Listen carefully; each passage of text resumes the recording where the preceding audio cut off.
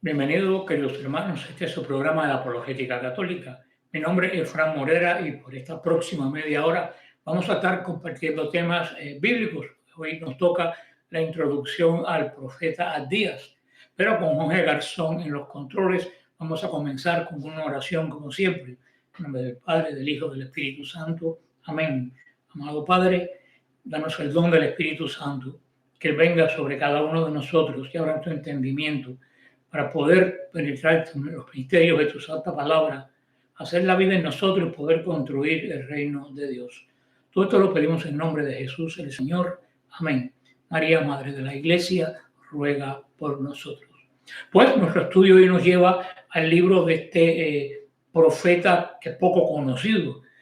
Casi nadie lo conoce. Yo mismo me había olvidado de cuando sabía que existía, pero desde que yo di la última vez la clase de Abdías hace muchos años, me he olvidado de él, porque no se usa muy en la liturgia, no se usa mucho ni en la liturgia de las horas.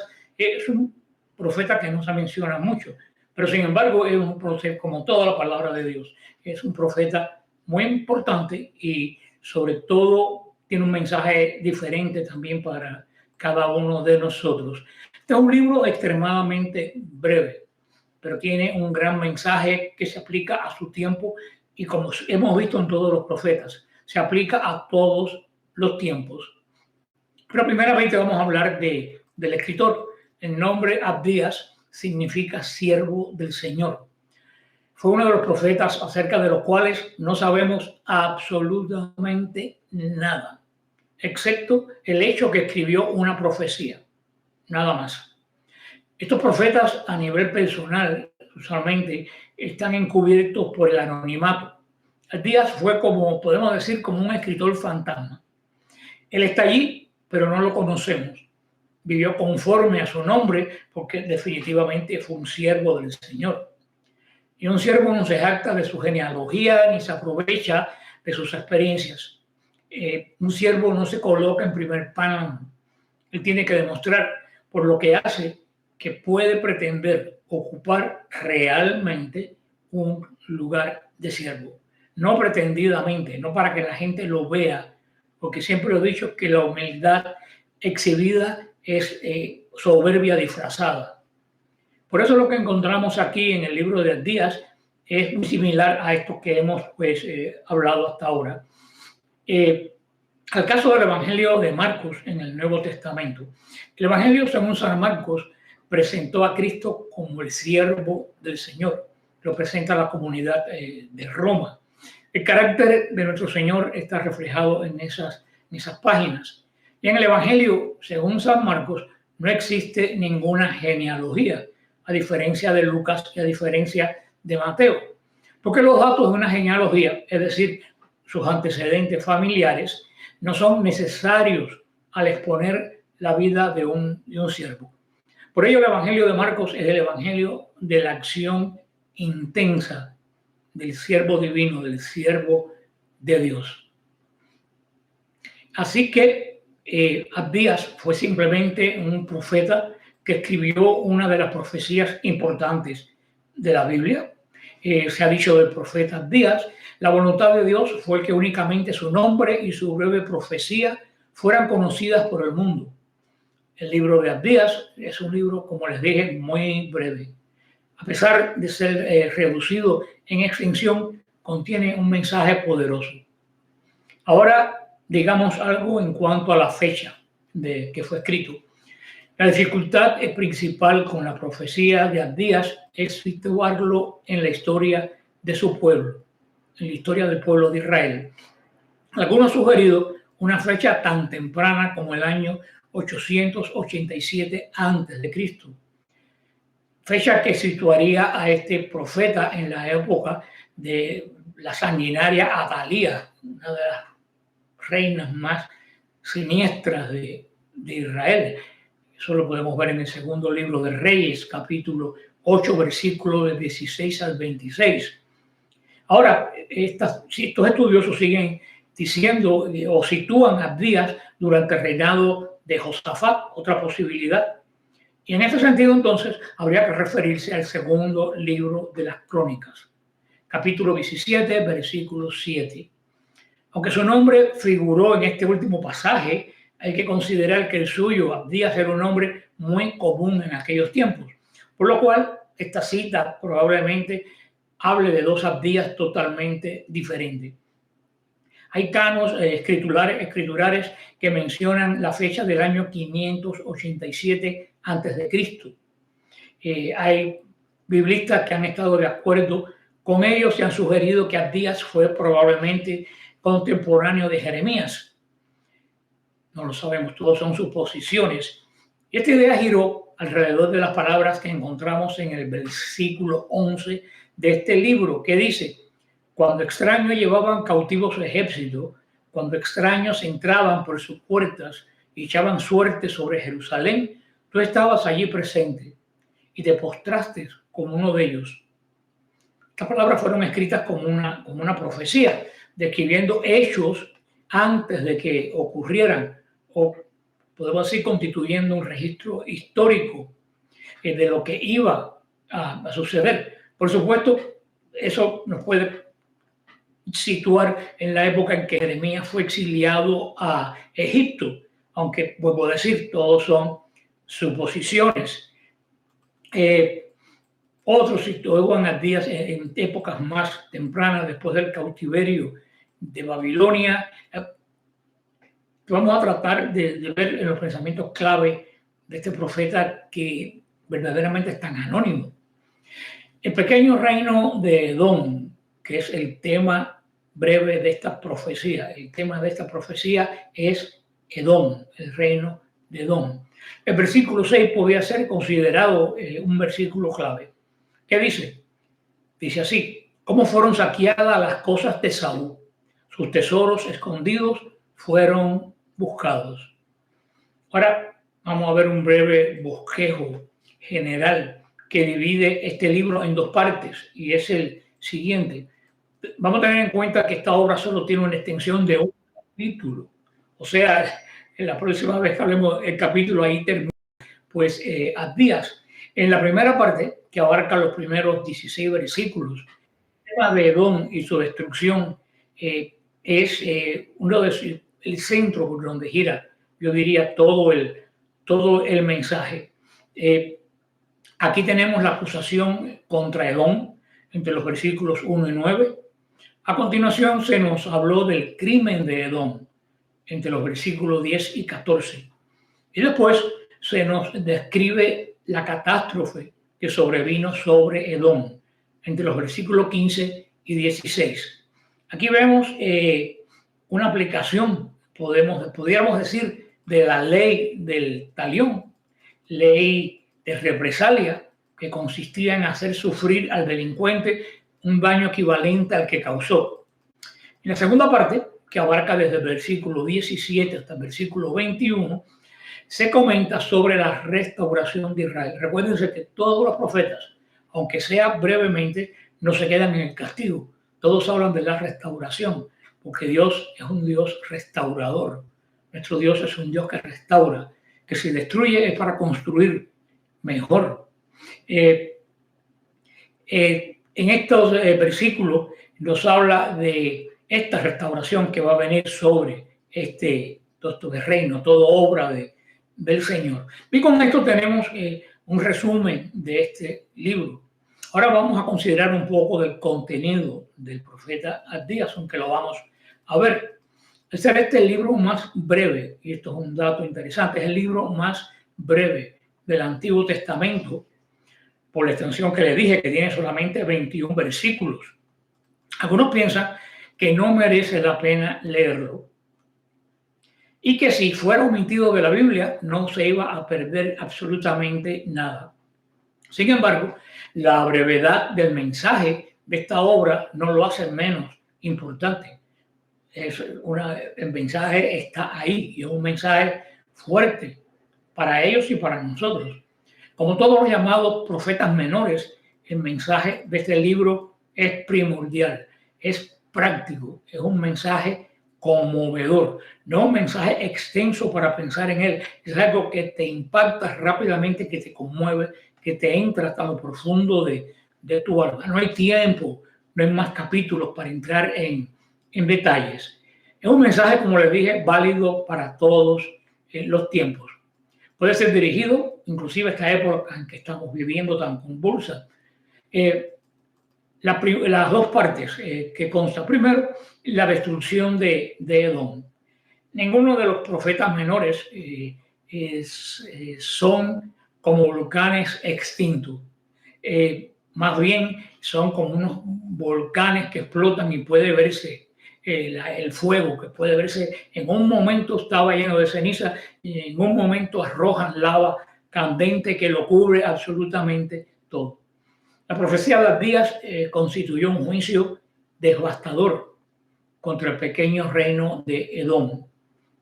Entramos ahora en la pequeña subdivisión de esta primera parte, que abarca desde el versículo 1 hasta el 9.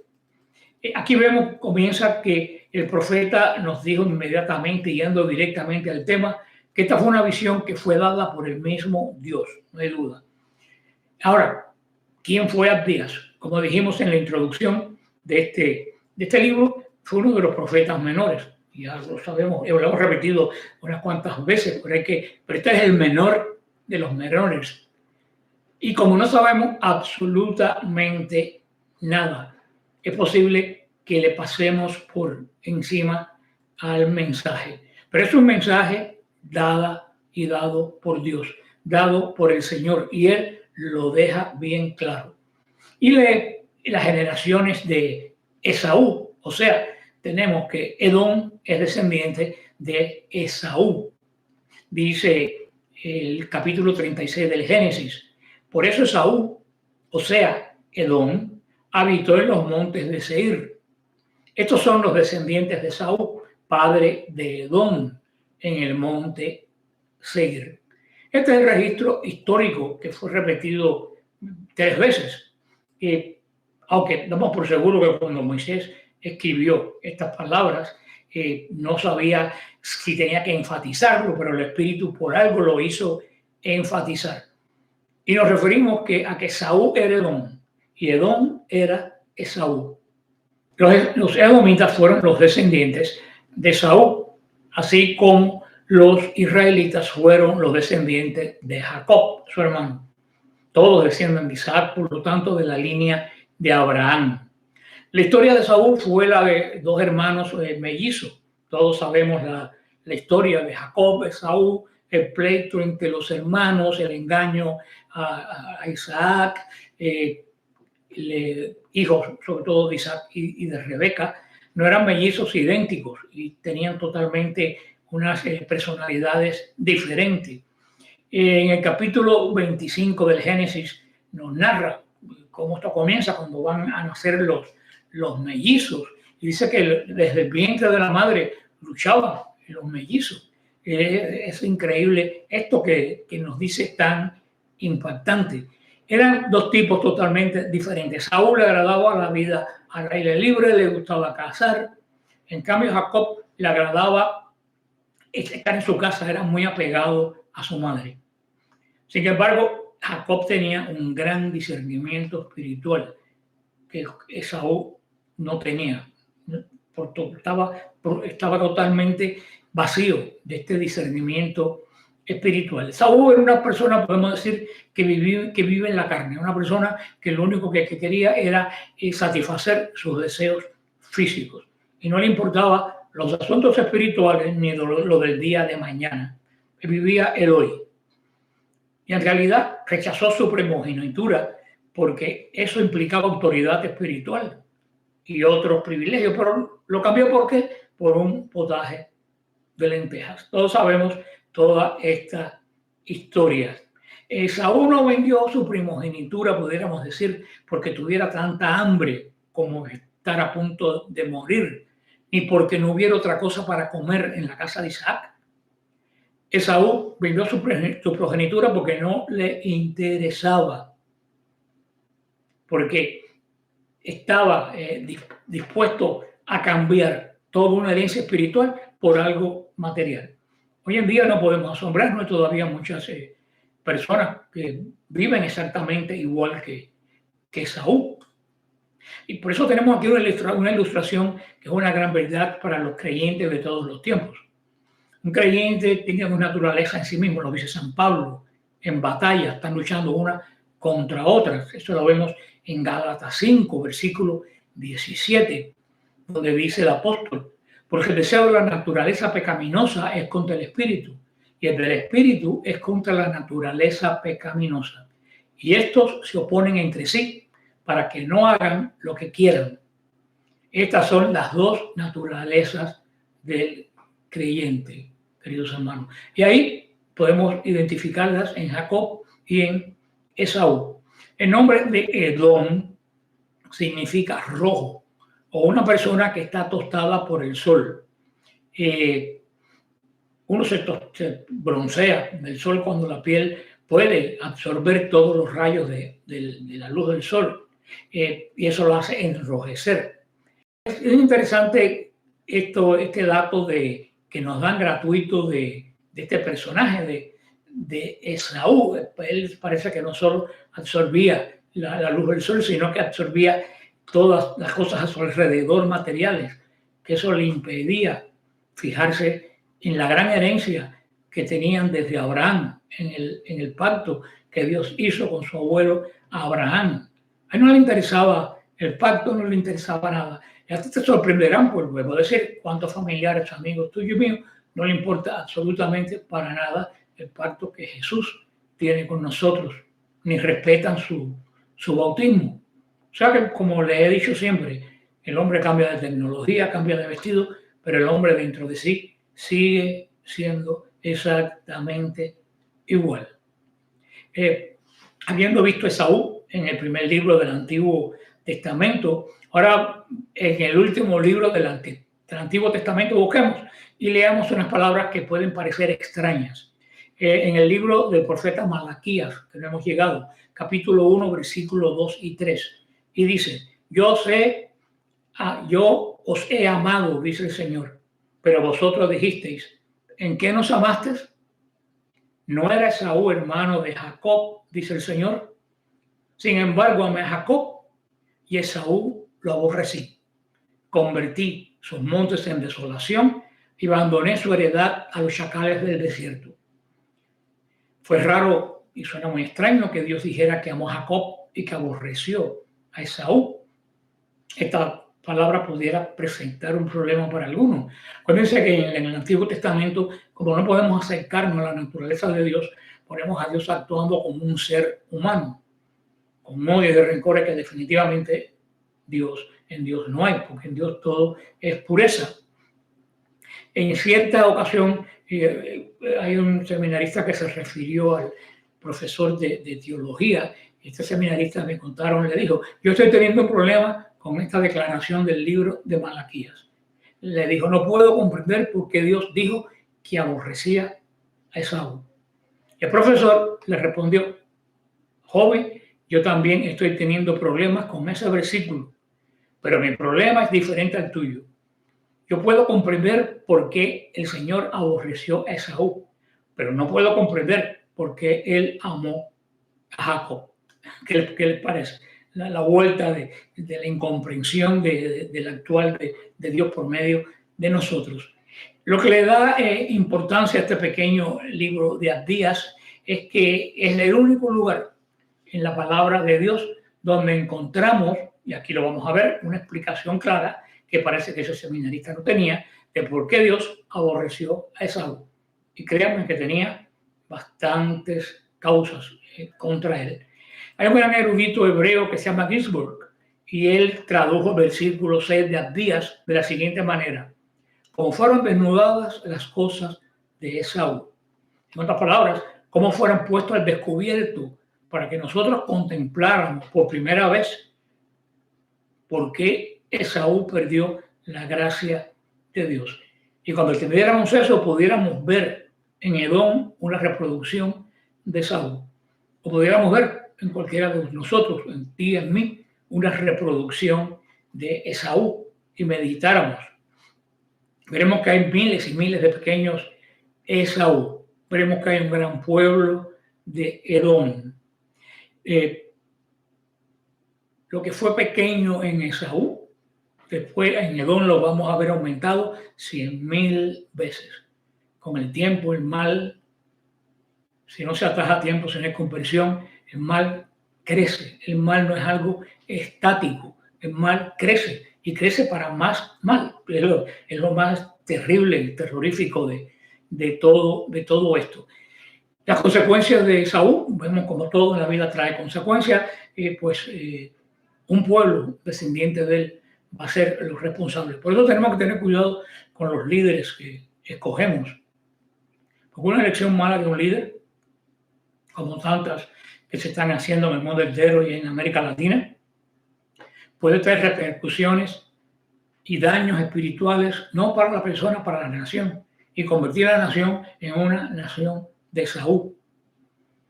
Vamos a tener esto en meditación y pues la semana que viene, si el Señor lo permite, vamos a estudiar el único capítulo de Abdías. Va a ser algo muy corto.